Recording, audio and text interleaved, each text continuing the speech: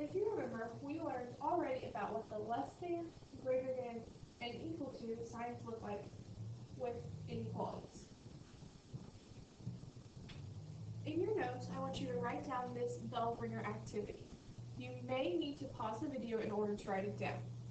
In your notes, though, I want you to go ahead and, using these three symbols, solve each of these inequalities.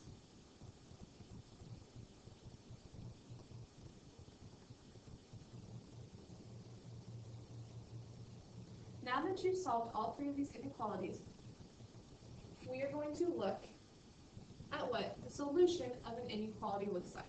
So the solution of an inequality is any number that makes the inequality true. So now that we remember what a less than, greater than, and equal to sign looks like, we are going to put the two together. We're going to look at a less than or equal to sign, as well as a greater than or equal to symbol. So, in your notes, I also want you to write down this and solve it. With A, B, and C, are any of those a solution of x is less than or equal to 7? Go ahead and pause the video and write these three down and write whether it is true or false, if it is or not a solution of x is less than or equal to 7.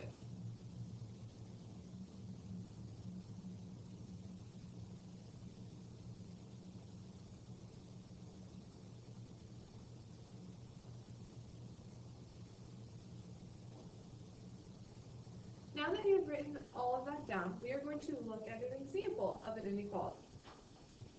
So we have two examples. We have x is less than 3, and x is greater than or equal to -2. Since both of these inequalities have already been solved for us and they are in their final form, we're going to look at how we would graph them. So with x equals 3, we are going to plot points on our graph, which is now a line, and graph the inequality. So we're going to graph 3, 4, 2, 1, and 0 on our graph. Now, x is less than 3, so that means 3 is the biggest number it can be. But we know that 3 is not included within the solution. So we are going to have an open circle because if 3 is not included, and it can go no higher than 3, and then our graph is a line for everything that is less than 3. So anything that's less than 3 is a solution of x. So 1 would be a solution, -1 would also be a solution, and anything less than 3. However, 3 cannot be a solution. Now looking over here at x is greater than or equal to -2. We're also going to plot some points on our line.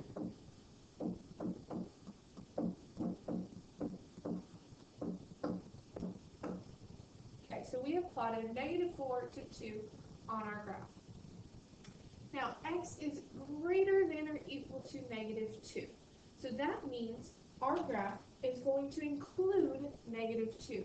So instead of using an open circle like we did the last time, we are going to use a closed circle because -2 can be a solution of x. The other solutions is anything greater than -2. Now remember with negatives, the greater number is the number that gets closer and closer to 0.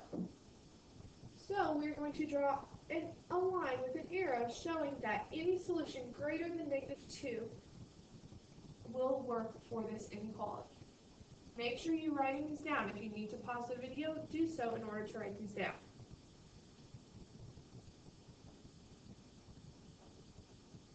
Alright, so now we're going to look at solving equations versus solving inequalities.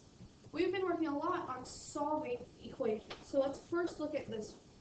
2x plus 3 is equal to 5. Since there's an equal sign, we know there's going to be one solution. So the first thing we would do to solve this equation is we're going to subtract the 3 from both sides. That then gives us 2x is equal to 2.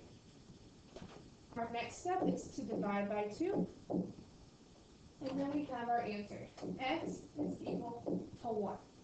So with solving equations, we are given one solution. X is equal to 1.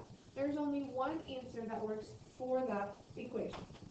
However, let's look over here at solving inequalities. The first thing we're going to do is just like we did our equation. We're going to subtract 3 from both sides. Once again, that gives us 2x is greater than 2. Our next step will be to divide by 2. And since we are dividing by a positive number, our inequality sign will not change. So x is greater than 1. So now, unlike the equations, we have more than one answer that will work for this inequality. Once again, we're going to graph it.